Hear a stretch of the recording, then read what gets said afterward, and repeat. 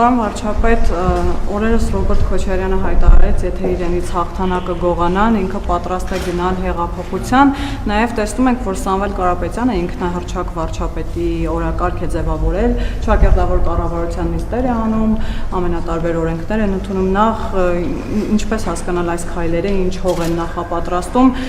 հակակոռուպցիոնի ձայնագրություններից մեկում էլ հիշեցնեմ, ասվում է այն մասին, որ անգամ եթե Նիկոլ Փաշինյանը հաղթի, մենք գնալու ենք իրենց բառերով ասած պերևառոտի։ Ինչ վերաբերում է պերևառոտին, Հայաստանը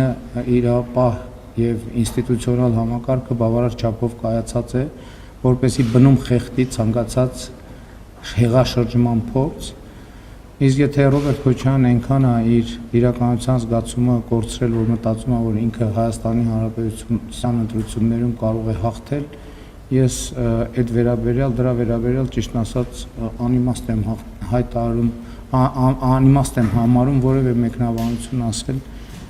մնում է միայն կարեկցել այդ մարդուն։ Հավանիչ տեսանյութը եւ բաժանորդագրվիչ նորությունները բաց չթողնելու համար։